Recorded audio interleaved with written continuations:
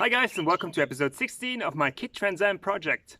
In this episode I'm going to talk about the different wheel options you have for your Knight Rider replica. I'm going to start with what KITT had on the original show and what wheel options you have today.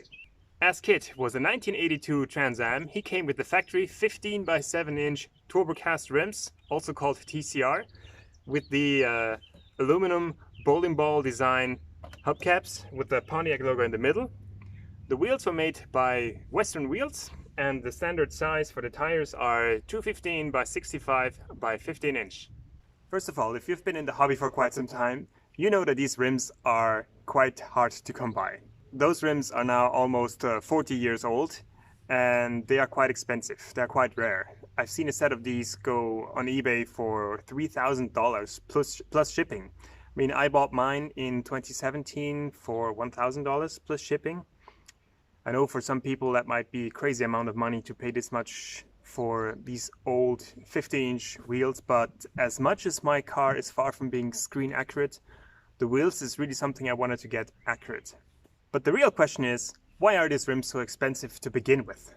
Well, back in the days, in 1982, when the car came out, the Trans Am came out, those rims weren't popular at all. I mean, this aerodynamic design was really great. The overall wind resistance was really low for this car, and these wheels and these hubcaps helped to get to this point, but they really weren't popular with the customers. So most people, as far as my research is accurate, most customers who got their Trans Am, they got rid of these rims. They put something meaner and bigger on. They really didn't like this sleek design. That is probably why Pontiac only offered them in 1982 and 1983, which is a real shame for any Knight Rider fan today who wants to build their replica and get these wheels. But what really annoys me, with all the different wheel manufacturers that exist today and with all the replicas that are made today, why isn't any wheel company remanufacturing these rims today? But more on that later. On top of the rims, you'd need to get the infamous bowling ball hubcaps. Well, the original aluminum bowling ball hubcaps are just as hard to get as the rims themselves. But worry no more, because several companies today make reproduction of these hubcaps. They make fiberglass or plastic reproductions.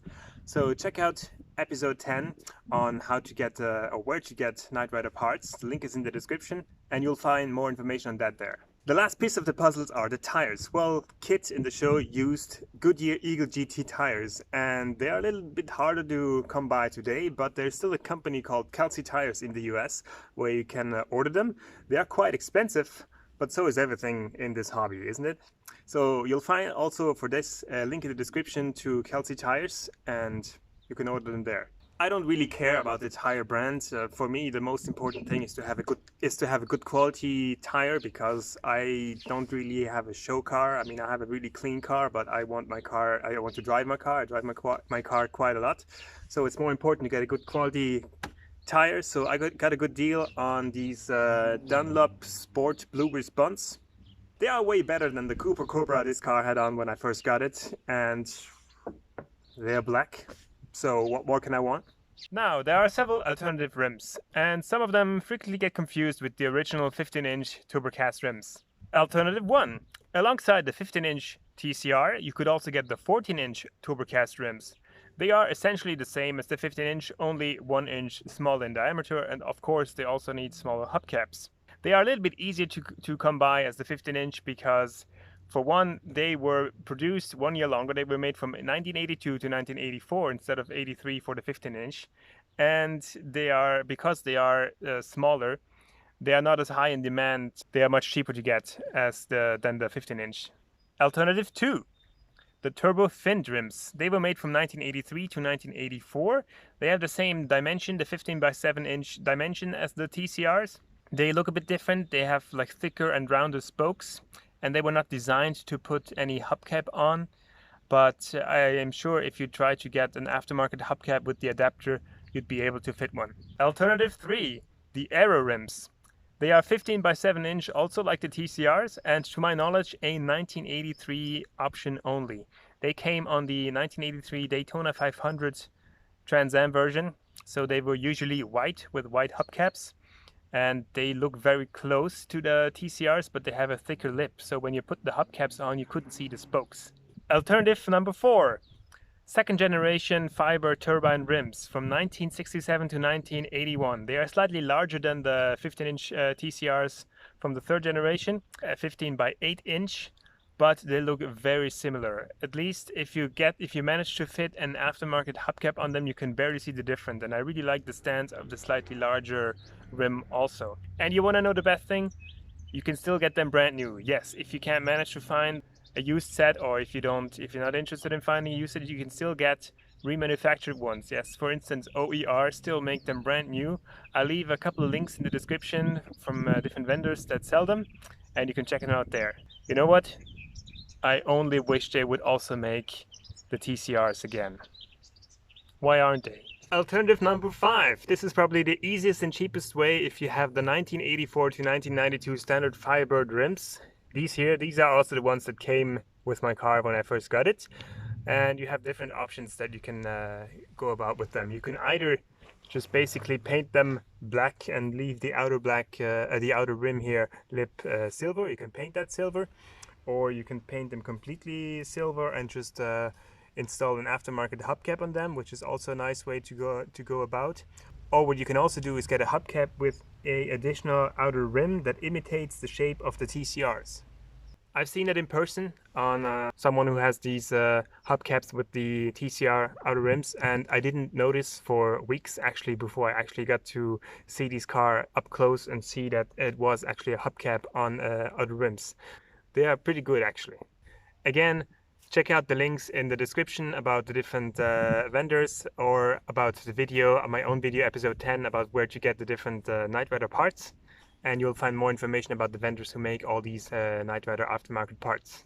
Alternative 6, other wheels. I mean, if you're not going to go with screen accuracy to begin with, do whatever you like. I mean, I've seen KITT replicas with Foos design wheels. I think they were 17 or 18 inch. Well, 18 is a little bit too big for my taste, but those Foos design wheels, they look amazing on the Trans Am. I mean, if it fits the car and it fits your budget and you like it, do whatever you like and not what anyone else tells you to do. It's your car. Right, back to my TCRs. My TCRs now are in really good shape. They weren't exactly like that when I got them. I bought them from a person in Mississippi. I found them on eBay. He shipped them to me, and they did have some curb rash and obviously a lot of brake dust in the back. And I had to clean them up and restore all this curb rash a little bit. So let's go over to the restoration process. Before I took care of the curb rash, I cleaned the rims thoroughly. Luckily, the TCRs are not painted, which allowed me to use a whole bunch of different wire wheels to clean every surface and corner of these wheels.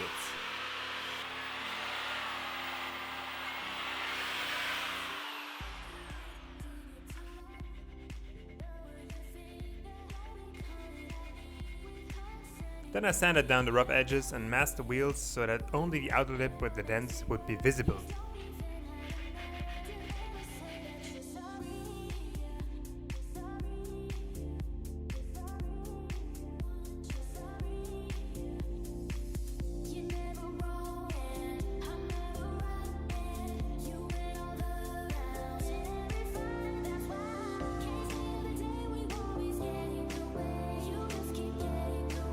After that, I cleaned the outer lip with some rubbing alcohol.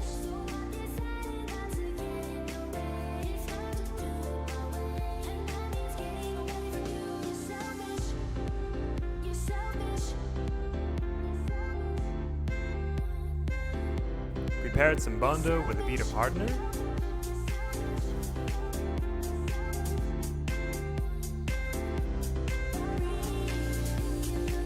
And filled up the edges of all 4 wheels.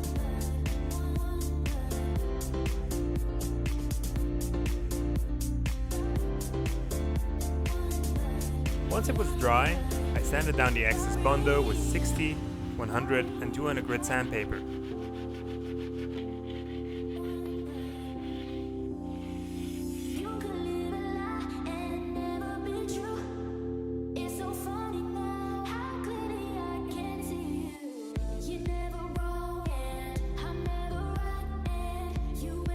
Another round of rubbing alcohol to prepare the surfaces for paint.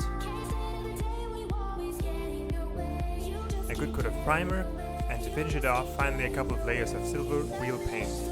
I only filmed the primer coating, but you get the picture. About an hour after the final coat, I removed the masking tape and paper in order for the paint not to chip.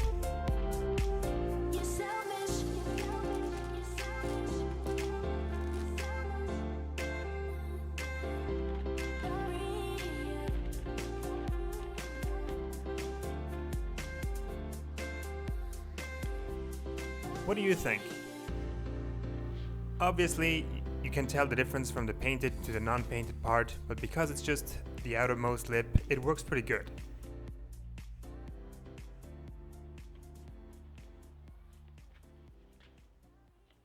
Now, the final touch is to attach the hubcaps with some zip ties. Yes, zip ties, because even on the original aluminum hubcaps for the TCRs, they would fly off eventually, even though they have clips, and those aftermarket hubcaps also have clips, but if you don't put zip ties on them, eventually they will fly off. It's happened to me on one of those, and even though they're aftermarket, they are not cheap. So let me show you how I did that. Alright guys, just giving you a quick overview of how I installed the zip ties on my hubcaps. For my hubcaps, I got the Night Passion hubcaps, and then I drilled 3 holes in each hubcap just to secure it with 3 zip ties per wheel. Well, you obviously can do as many as you want, but I think like as a triangle 3 is okay. I think, well, I've had it on for a year now, since I've had KITT running almost a year now, and no problem with the 3 zip ties ever breaking. So they are quite long. You need quite long zip ties in order to go, you know, it's not enough just to be tight enough to hold the 2 together, but you need a bit of margin in order to install them. So think about that also. And then what I do is I check out exactly when I line up the hubcap with the holes. So I test fit it first, and I see exactly where they have to mount, what spoke they have to go around, and then I pre-install them here. I set them up here first on the rim, and then I got one in here, the lower one, and in order for me to be able to tighten them up later on when the hubcap is installed, I turn this around, and also I put a cloth underneath, in between, on the ground and on the edge of the wheel, so I don't scratch the hubcap while it's on the ground. And then I turn this around like so. The idea is to have the end part that I can tighten, this one, sticking out. So once the hubcap is fully mounted, I can just tighten them up in all 3 corners and cut up the remaining bit, the extra bit.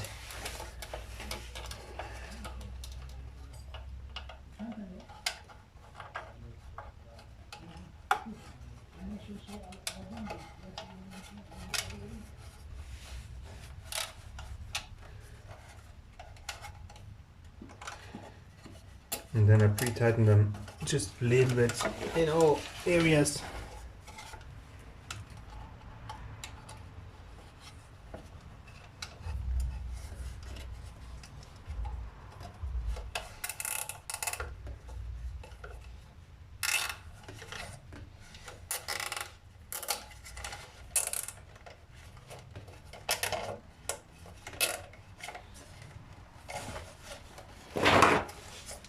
Class.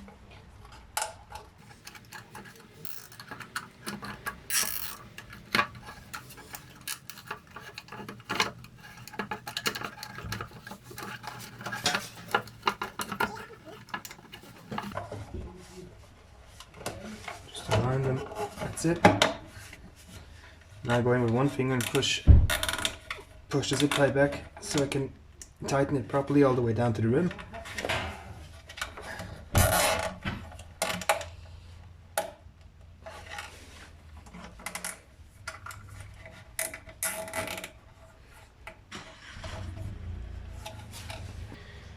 Now, the only thing I have to do is get a pair of pliers, sorry, to cut up the remaining bit. As you can see, so it was good to make a test once it fitted, because before you cut off the zip ties,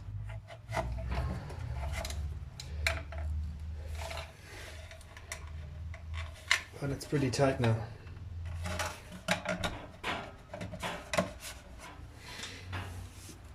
gonna take these. You can kind of push this in a little bit. 1,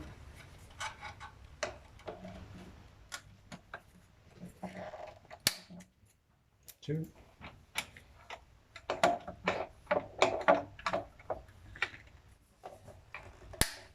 3. There we go. Done.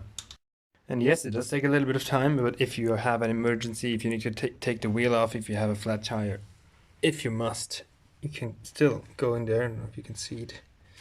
But the holes are lined up with the nuts, so you would have no issues taking the wheel off if you didn't have time to take off the hubcap properly or whatever it is. If you have an emergency, you can easily take it, get to the nuts going through the holes of the hubcap.